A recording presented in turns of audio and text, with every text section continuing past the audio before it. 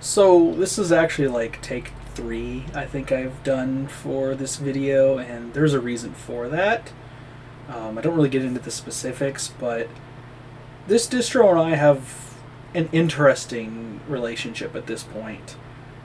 Whether I'll keep it installed, I'm not entirely sure yet, but well, maybe it's better if we just go ahead and get into it. This is fine.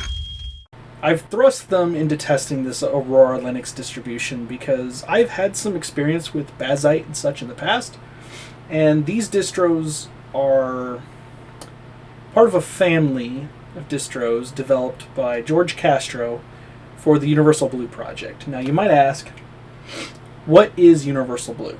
Well, what it is it's 3 different versions of the same general idea. The idea being that we're taking the Atomic distros by Fedora. Atomic being that the root file system is read-only, and the image from that point on, it does iterations of itself and updates. Kind of like if you're a developer and you've done anything with GitHub and whatnot, the way I understand it is it merges differences between you and the new image in a way that you can kind of reverse those. And it's kind of neat. The idea is to take the system maintenance, garbage collection, system updates, that sort of thing, out of the user's hands and put those somewhere else. Basically kind of like how ChromeOS and Android take care of themselves, they update themselves and whatnot. You still have some control, but largely the control is out of your hands, and you're letting the system take control. Kind of no different than how Windows at some point reached a point where you had control of Windows Update, and now you kind of don't. What's wrong? Seriously? Auto-updating now? General, I won't be able to calculate the right data for the satellite for 49 minutes. How long till impact? 11 minutes and 44 seconds. Fuck Microsoft! Okay. Fuck! Well, you can still toggle updates on and off in this distro. You're not really meant to do that. You're actually not even meant to install updates yourself, but we'll get into that a little bit later. It's supposed to be a set-it-and-forget-it distro, and I'm going to quote their website here, on Aurora specifically, because we will talk about all 3 to some degree. Aurora is an image for people who want reliable, safe, smooth computing experience for everyday tasks and beyond. The OS is for everyone, including hobby stargazers. So it's kind of meant as a set-it-and-forget-it distro. I kind of compared it to ChromeOS, where if your app needs are very low, then I don't think you're going to have a terrible time. I had a very mixed experience, and I still want to lead off with there's something we all can learn. From Universal Blue, now they used to have more images, they consolidated sometime in the last few years since I started watching them. And essentially what we're talking about is Bazite, Aurora, and Bluefin.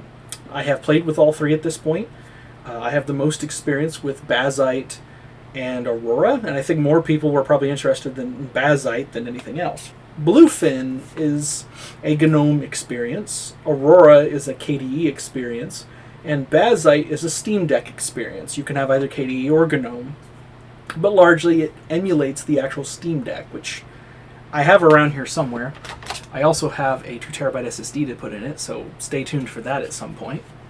But essentially these are aiming at 3 different experiences. Aurora and Bluefin, without the developer tools, meant more for general computing, with developer tools meant for developers.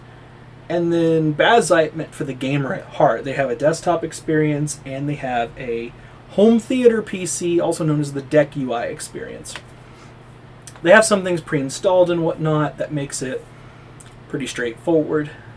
And again, you just install it and you install your applications or you install your games and you move on down the road. No big deal. With that, I have some thoughts about it too. And I say it that way because things happened in my last 2 months. Originally, I was just going to cover Bazite. I was going to get around to these other 2 later. We're lumping them all into one because I've had such an experience that I need to step away and not review these distros fully. I will still give them a rating. I'm going to try not to offend people with it. It's not going to be super high because I think there's a lot to be learned, and I think these distros are still a little young, and some mistakes are being made that I think can be corrected. And some of these, if I have an opportunity to send in bug reports, to send in suggestions, I would hope the distro maintainers would see that. I wasn't treated the best in other servers with it. I kind of got bullied a little bit about how I was using it wrong, and that's all I was told is you're just doing it wrong. Last I knew, I could use my software however I wanted, and within reason, of course. If I'm rebasing between Bazite and Aurora and Bluefin, well, that's not supported. Well, yeah, I get that. It's a feature, but it's not supported. I get that that's on me if it breaks, which it did in my case, but that's okay. I kind of wanted to hit my initial impressions and the cons first. It's not how I have it listed here in my notes, but I'd like to end on a positive note today, so let's get the cons out of the way first because there's a lot of them. For starters, I can tell you that their website is a little busy for me. But also, selecting an ISO was pretty straightforward. You go down, you click on what you want to click on. What hardware do you have? What display adapter do you have? And do you want dev tools, or do you want a deck experience or something like that? And then you're downloading an ISO. Now, that leads us to our first con, which is, holy crap, that ISO size. It makes your mama look skinny. Damn! No, in all seriousness, it actually makes Microsoft Windows 11, which is 6 gigabytes in some cases, look small. Now, some of this is inherently how the distro works. An entire copy of the operating system literally has to be on the physical thumb drive, and then you have to write that physical disk image to that USB drive. There's an issue with this in the fact that there is a limit to USB speeds. I have USB 3.2 flash drives, and my test laptop has a USB 3.2 port. And so that's as fast as I'm going to get before I start putting in Thunderbolt accessories, right? Now, I did have one issue that for this installation process that was kind of a bummer, and I have an NVMe enclosure that uses a piece of software called Ventoy. Ventoy is essentially a piece of software that lets you turn any hard drive into a boot device, and that boot device will load ISO files that you download as if you're sticking them physically in the computer. It's great. Doesn't work perfectly all the time, which in this case it doesn't, but most distros it does work. Fedora-based ones don't. I'm assuming it's how they configured Grub. It just hangs at a black screen. Sometimes I get a cursor, sometimes I don't, sometimes I reboot, sometimes I just full hang the system. Doesn't matter what hardware I've tried. I did a Surface laptop, I did my test laptop, which is an Intel 12th gen. I'll put the specs up here somewhere. And then my mini PC here, again, I'll just put specs in both places for them. Both systems, blinking cursor. So you have to download the image and you have to write it to a USB drive. And so, thankfully, I only needed to write one image because I only wanted Aurora, the standard version. And that was pretty straightforward. Now, you may wonder, well, you said you were reviewing all three, but you only did one ISO. I did Bazite and such. Spoiler alert, this is being recorded in mid-December. Back at the beginning of October, I started this. This is how long this video has been going on and how much craziness has been in my life. And I probably had an older ISO, in all fairness, but I installed Bazite to two nearly identical systems. One of them is a Dell Precision, the other one is my living room PC. And one is an NVIDIA card, one is an AMD card. One runs a racing setup over here, which I absolutely love, playing Daytona USA. It's my favorite game ever. The other one is my living room PC, which plays more console-y titles, things I'd rather play with a controller, versus sitting here at my desk and getting my Xbox controller out, which works about 2 feet from the computer these days, and it's not Linux's fault. This controller is literally dying. This is an Xbox One controller, and it's seen a lot in its time, including a few walls.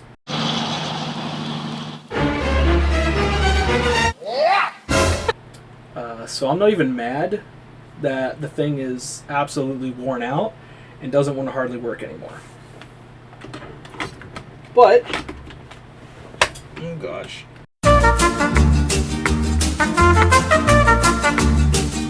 Whatever gaming I didn't do in there, I do in this system, which is where I do all my production as well.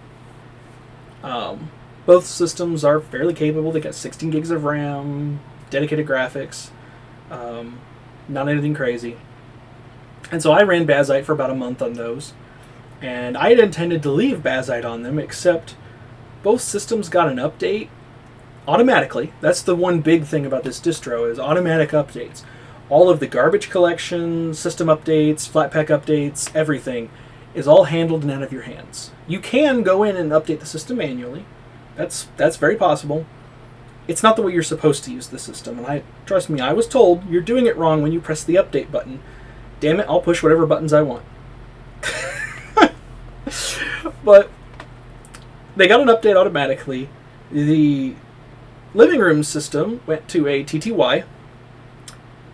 I don't know what happened. I don't know if the update downloaded bad or what, but it was non-bootable afterwards. And during the installation process, because Anaconda bad, which, this uses Anaconda from a Fedora as the installer, it's bad.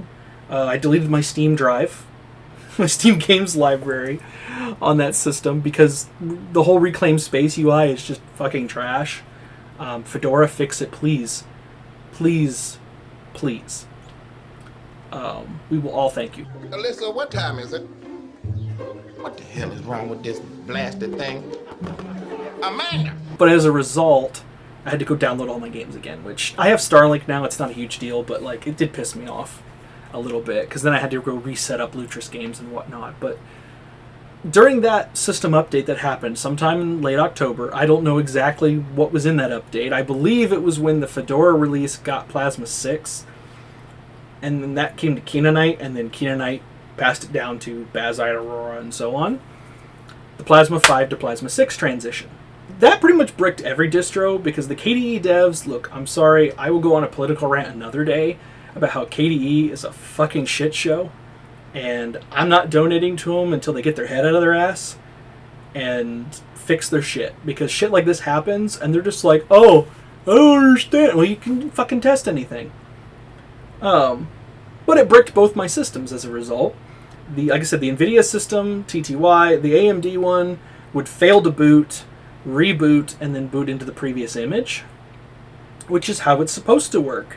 The problem is it would then try to re-download the update, which was bad, and during that, the CPU would be run hard because it's got to re-download these things, and that's something else that you find out, is that RPM-OS tree, the guy behind the scenes doing the complicated transactions for these atomic distros, makes Zipper look like an F1 race car driver. It is fucking slow.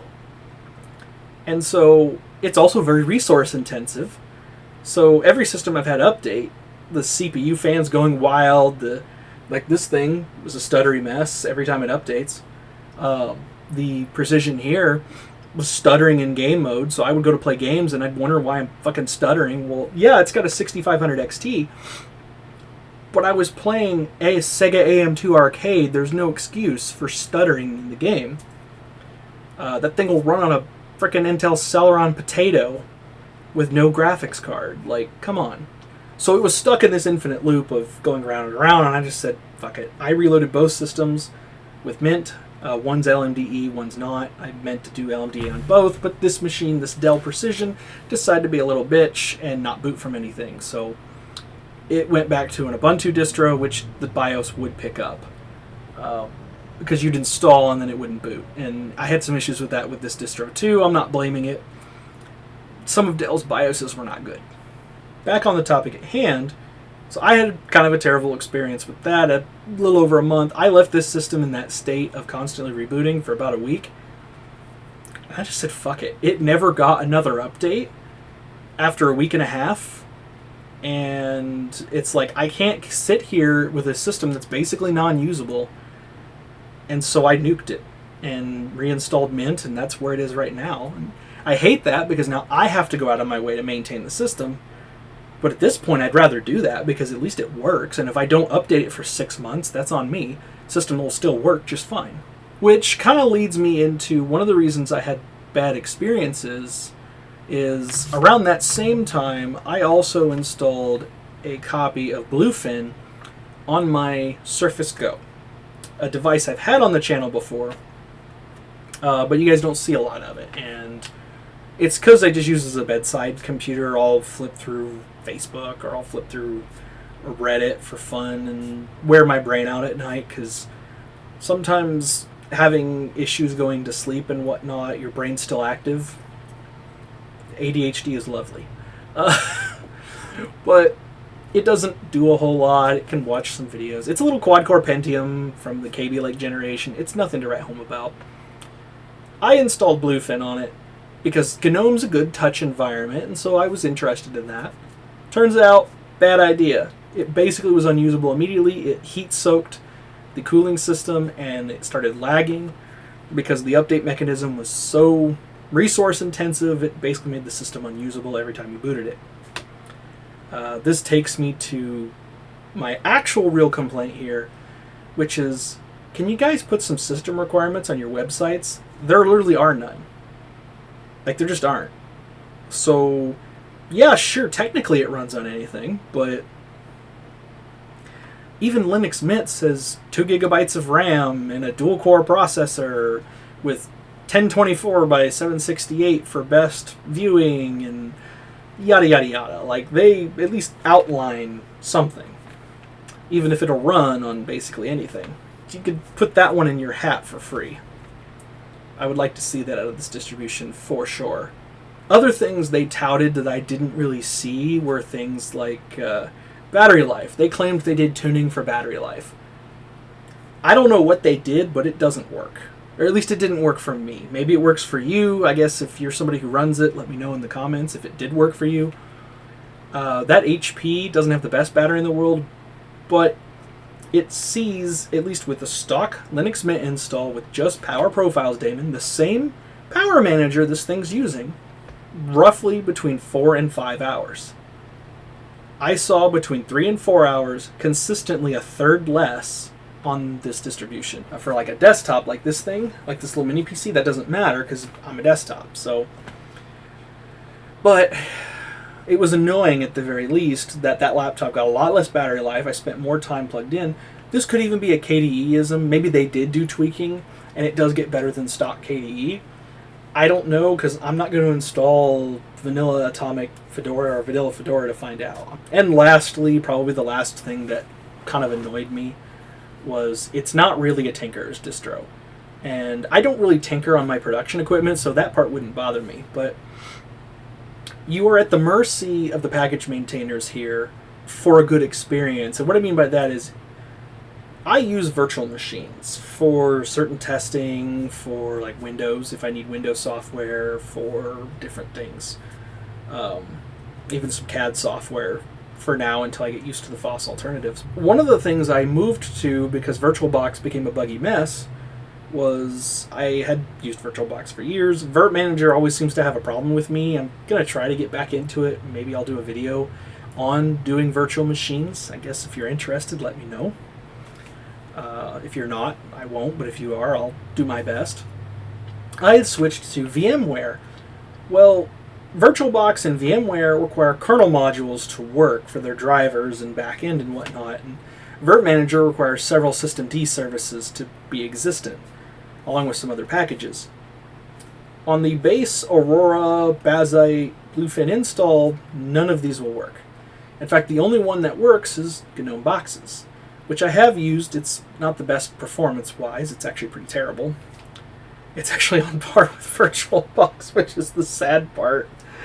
And so if you're somebody who uses virtual machines to do things, well, you're out of luck because they don't package the modules. In fact, here, I'll show you. He told me it's not an Atomic thing. We don't ship those modules. And he's right. They don't ship the modules because it isn't an Atomic thing to ship those. Why ship stuff that most people won't use? But I use those things. And I would have to know how to modify or use RPMOS tree to layer VirtualBox in there and the headers and stuff like that, so I could make it work. But now you're defeating the purpose of the Atomic distro by layering packages on the system. The idea is to not touch the base system. You know, that's kind of a thing.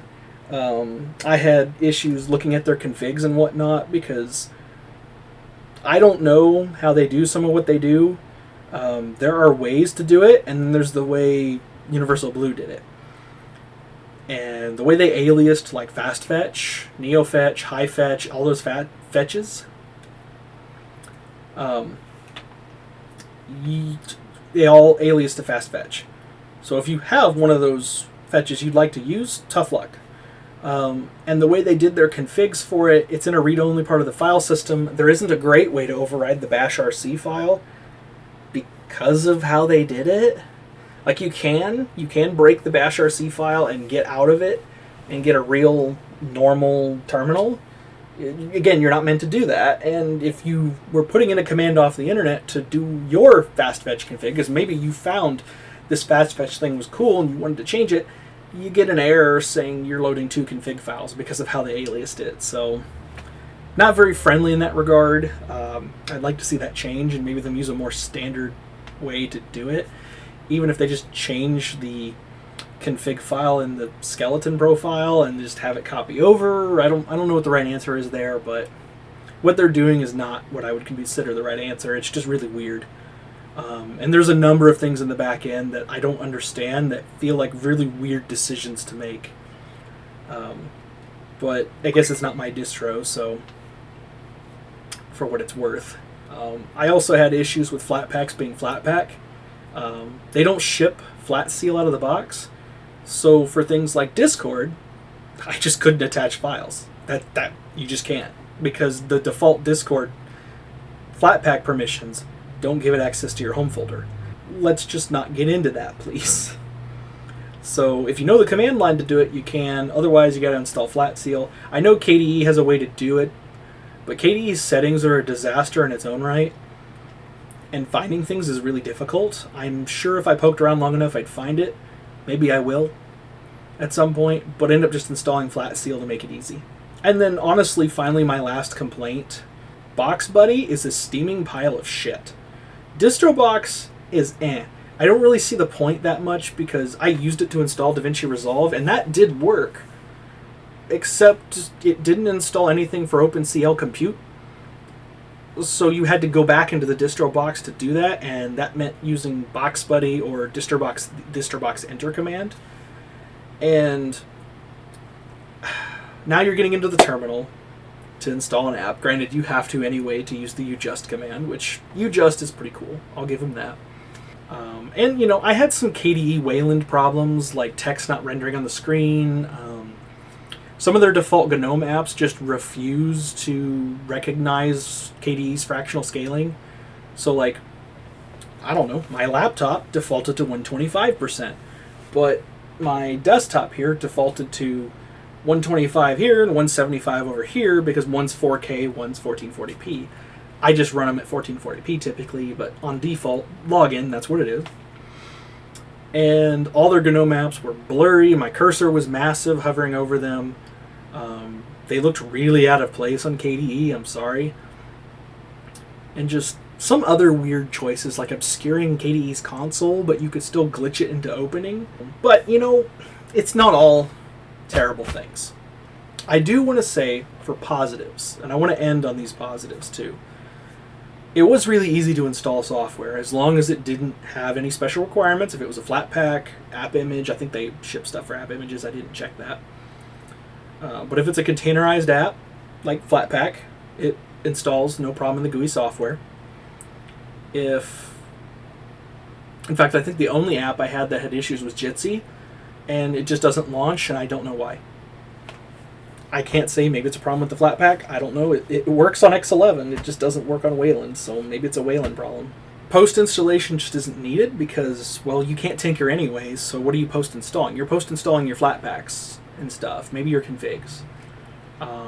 So when you're installing it, yeah, it takes a long time to install, but you're ready to go when it's ready to go, which is really cool. I love their ISO selection fact, other distros could do that, get away with that. I know why some distros like Mint don't, because you can just driver manager install the NVIDIA drivers, but not every distro does that. And I do like, if you're not going to have a driver manager, just to have it pre-installed, just like Pop! OS. Give me a pre-existing NVIDIA version. And actually, finally, as much as I hate on KDE, this has been my best KDE experience. Now, I had things like text didn't render, and Chrome gave up the ghost, or like I said, Jitsi just refused to launch, and I don't know why, and there was no errors in the command line, it just doesn't launch. Okay, I'll bet you turn on today, it'll probably work just fine, because software, right? But yeah, it was overall not a bad experience with KDE, and because it's transactional like this, there really isn't anything that should cause a lot of issues with KDE, because it'll update, but it's updating in increments that I hope are being tested. Maybe they're not. I don't know what the QA on this distro is. It is a community distro. It may not have much QA, but you're already basing on Fedora, where you're basically the testing group for RHEL anyway, so take that for what you will. But if you have a bad update, you can roll back. Now, rollback is not stability. I want to make that very clear. But the fact that it exists is helpful when there is problems. I even use time shift on Linux Mint for that reason.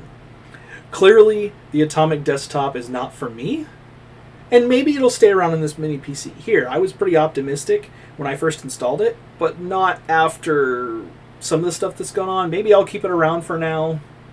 Maybe I won't. I think unless I have something else to do, I'll just leave it until it pisses me off to a point that I get rid of it. But in any event, I guess that's my 2 cents. I've been rambling for 35 minutes, it looks like here, so I think that's plenty. I'll just go ahead and cut this real quick. I'll drop it out there, and if you guys like the video, go ahead and like the video. We're gonna not try to do too much distro review content on the channel. I think if it interests me, I'll talk about it, but otherwise I'm gonna leave the distro reviews to the distro reviewers. And part of it is there's some toxicity in the Linux community, as everyone will tell you. I got bullied around a little bit with this one, and being in the Discord server and being told I'm doing it wrong, being told I'm doing this wrong, I'm using it wrong, yada yada yada, and it kind of salted me a little bit on doing distro reviews. So for now, I'm going to push this one out, and we're just going to let distro reviews go for a while. I'll still talk about the Debian, Pop! OS when it finally releases, and Linux Mint, because those are my jam. I only usually run Linux Mint, but I do love those distributions, and since Mint has treated me so well, I'm interested in it all the time. I'm already reading the blogs, I'm already playing with the betas and whatnot, so I'll try to bring you that content here when I can, when life allows me to. So with that, let's have a good start to the year. Let's get out there and break something. I broke Bazite, I broke Aurora. Why don't you get out there and break something too? So I'll catch you guys in the next one.